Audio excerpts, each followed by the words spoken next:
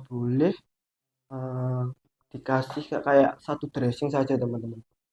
Jadi kan nanti diobservasi 3 hari, itu rembesannya sudah biasanya sudah berkurang sekali. Tapi kalau pengen aman bisa tetap ditambahin dengan kasa, tetap didobel seperti perawatan sebelumnya.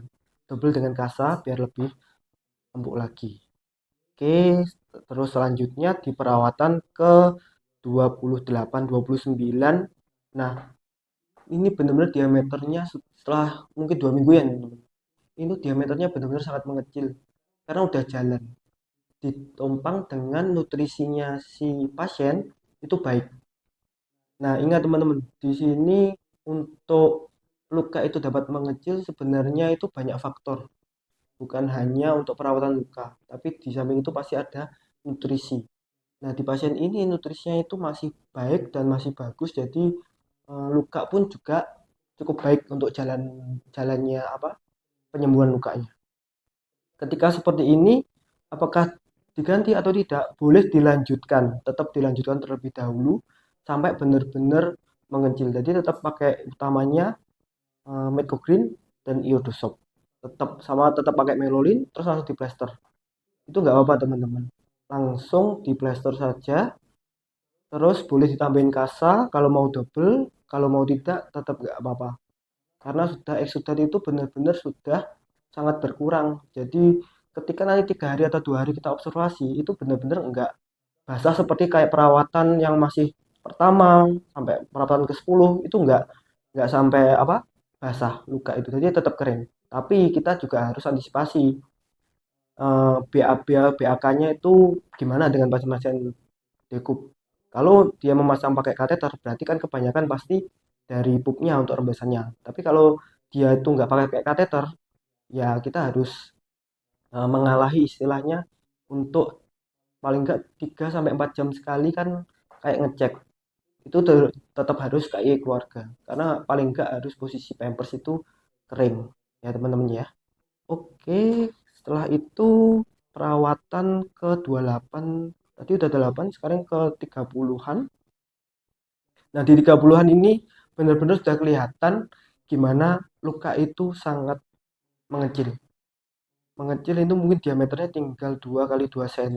Itu di perawatan 30-an. Karena 30-an seminggu 3 kali mungkin udah lewat 10 minggu. 10 minggu kalau dibagikan 4, 10 minggu, ya 10 minggu mungkin udah perawatan jalan 2 sampai 3 bulan, 3 bulanan ya teman-teman.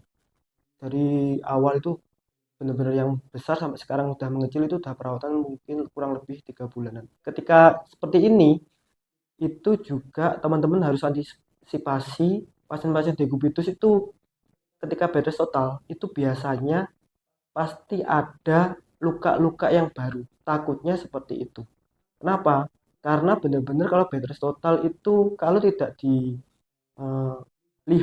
itu bisa ada atau muncul luka yang baru atau dekup yang baru. Karena ini pasien posisinya kontraktur yang tidak bisa apa digerakkan kaki dan tangannya, jadi ekstremitasnya benar-benar nggak bisa bergerak. Jadi pasien ini harus benar-benar dibantu.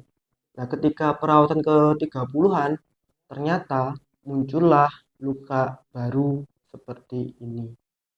Kenapa kok muncul luka baru seperti ini? Karena posisinya itu benar-benar pasien itu lengket kaki, kontraktur, lengket dan nekuk, terus yang tangannya benar-benar udah kaku. Nah, ini benar-benar harus dibantu. Hanya bisa sebenarnya yang bisa digerakkan lemas hanya tangan kanan saja. Jadi kakinya itu menempel. Jadi kelihatan luka baru di bagian kaki. Di kaki ada luka baru seperti ini karena menempel lama. Nah, kenapa kok kita tidak tahu? Sebenarnya kita sudah mencoba merawatnya untuk lukanya, tapi memang karena mungkin luka itu sudah menempel atau kaki itu sudah menempel, jadi presernya itu lebih lama presernya daripada kita mengetahui perawatan ketika lukanya itu keluar. Jadilah seperti ini untuk luka yang baru. Kalau luka baru ya kita rawatnya seperti yang awal teman-teman. Kita boleh pakai Medco dan Iodosob untuk membersihkan semua ini. Bisa tambah debridement juga untuk membersihkan kayak exudat, fluff, semuanya seperti ini.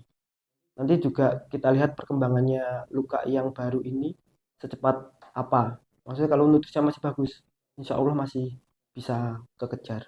Itu aja sih. Terus untuk perawatan yang ke-30 ini, apakah masih pakai metoclin atau iodosop? Sebenarnya kalau saya untuk em, memberikan terapi primernya, saya laksanakan sekarang udah saya ganti pakai Metcovacin yang warna merah. Karena sudah tinggal jalanin aja sih teman-teman. Tinggal jalanin apa? Lukanya, epitel sudah, granulasi sudah maksimal, tinggal epitelisasi. Nanti insya Allah pasti akan mengecil. Nah, setelah itu, setelah Medcoret, apakah dressing sekundernya berubah?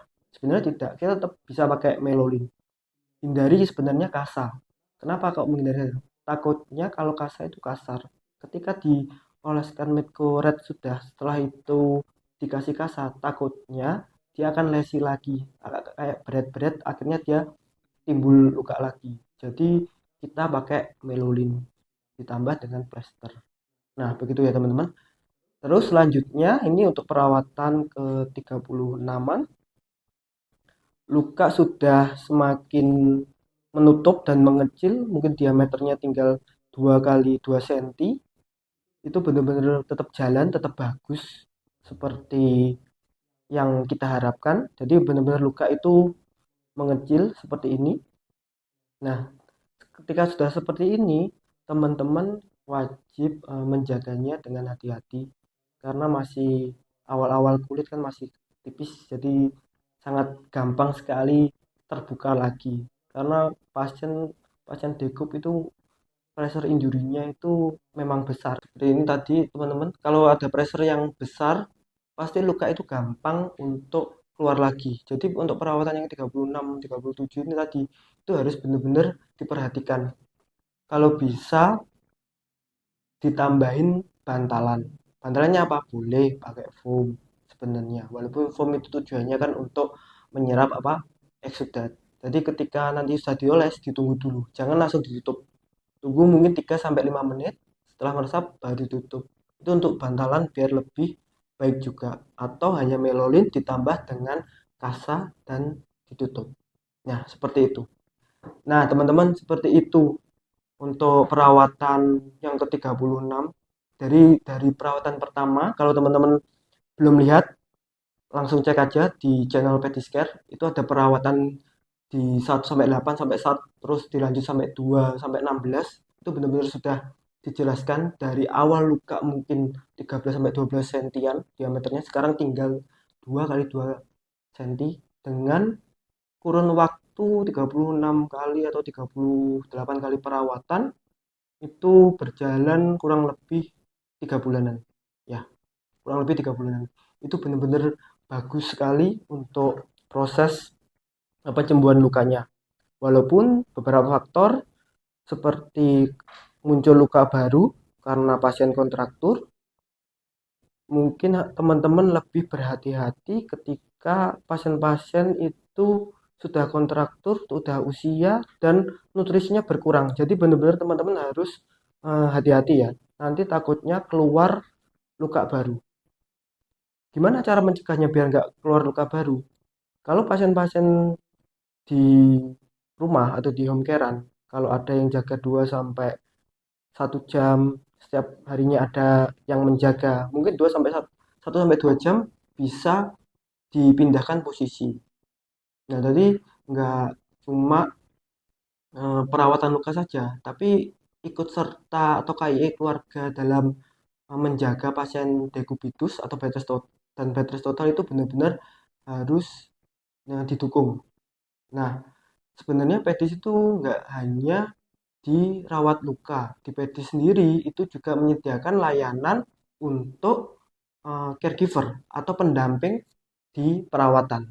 Jadi bisa juga di pedis itu perawatan luka ditambah dengan pendampingan untuk perawat perawatan atau asisten perawat untuk setiap harinya bila pasien-pasien bed rest total atau pasien-pasien yang butuh pendampingan perawat. Nah, itu saja teman-teman ya yang bisa Arif sampaikan untuk kesempatan kali ini. Mungkin di next video kita akan membahas dan insya Allah semoga ya teman-teman doakan juga pasiennya atau lukanya itu bisa dengan maksimal, luka bisa mengecil dan menutup, dengan tetap kita bahas luka baru yang keluar tadi. Baik teman-teman, sekian dari saya Nes Arif. Jangan lupa like, comment, subscribe, share semua, follow Instagram Pedis untuk tahu biar kita itu update terus untuk konten-konten dan perawatan-perawatan tentang luka khususnya. Baik, Assalamualaikum warahmatullahi wabarakatuh. Pedis Care, semangat dan dedikasi kami untuk Anda.